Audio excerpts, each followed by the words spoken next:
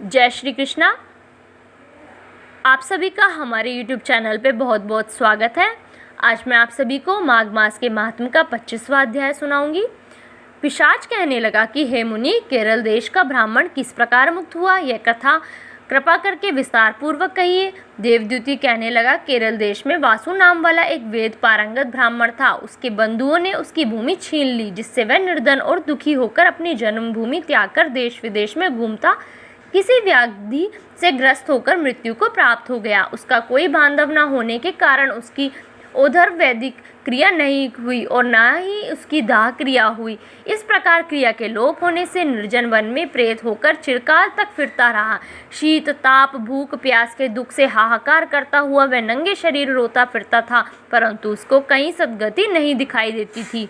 सर्वदा दान न देने से वह अपने कर्म फल को भोगता था। जो लोग अग्नि में आहुति नहीं देते, भगवान का पूजन नहीं करते, वे आत्मविद्या का अभ्यास नहीं करते, अच्छे तीर्थों से विमुख रहते हैं, जो लोग दुखी लोगों को स्वर्ण वस्त्र तांबूल रत्न फल तथा जल नहीं देते तथा छल कपट से जीविका प्राप्त करने वाले, दूसरों तथा स्त्रियों का धन हरण करने वाले, पाखंडी कुटिल चोर बालवृद्ध तथा आतुर और स्त्रियों पर निर्दयता करने वाले, आग लगाने वाले, विष देने वाले, झूठी गवाही देने वाले, कुमार्ग पर चलने वाले, माता पिता भाई बहन संतान तथा अपनी स्त्री का त्याग करने वाले, जो सब तीर्थों में दान लेते हैं, पालन करने वाले, स्वामी को त्यागने वाले, गौर तथा भूमि के चोर, वेदों की निंदा करने वाले, वृथा द्रोह करने वाले, प्राणियों की हिंसा करने वाले, देवता गुरु की निंदा करने वाले, यह सभी बारंबार प्रेत पिशाच राक्षस तथा बुरी योनियों में जन्म लेते हैं। अतः बुरे कर्मों से बचकर धर्म के कार्य तथा यज्ञ दान और तप आदि करने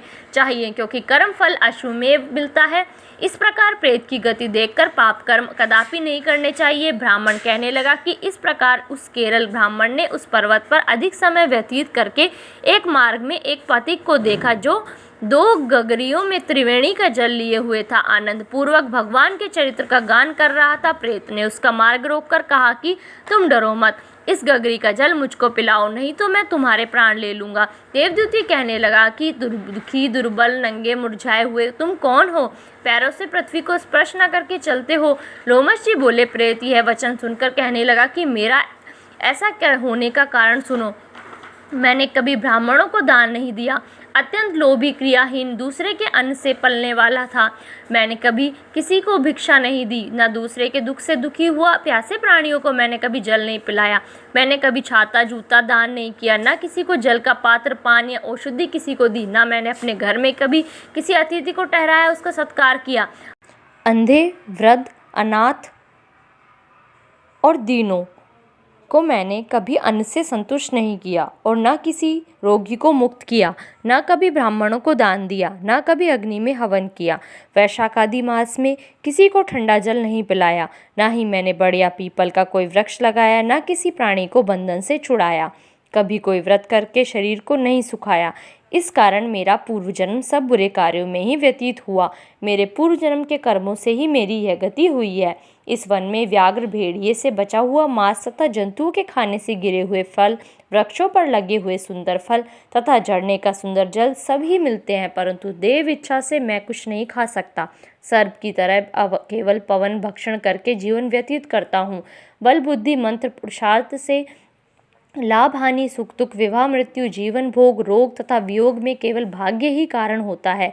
कुरूप मूर्ख कुकर्मी निंदित तथा पराक्रम से हीन मनुष्य भी भाग्य से ही राज्य भोगते हैं।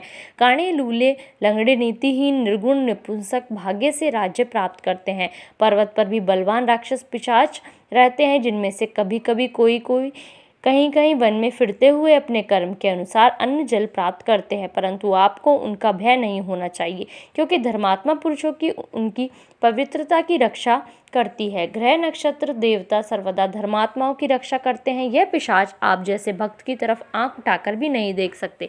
जो नारायण भगवान की भक्ति से पवित्र रहता है, उसको प्रेत पिशाच पूतना कोई बाधा नहीं दे सकते। भूत बेताल पिशाच गंधर्व काकिन शाकिनी ग्रह रेवती यज्ञ मात्र ग्रह भयंकर ग्रह कृत्या सर्प कुष्मांड तथा दूसरे दुष्ट जंतु पवित्र वैष्णव की तरह देख भी नहीं सकते।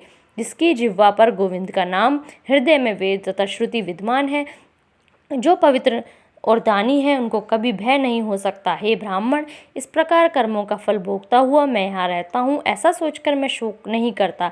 एक बार मैं ज्वालिनी नदी के किनारे पर गया था, वहाँ पर घूमते हुए मैंने सारस के वचनों को सुना था।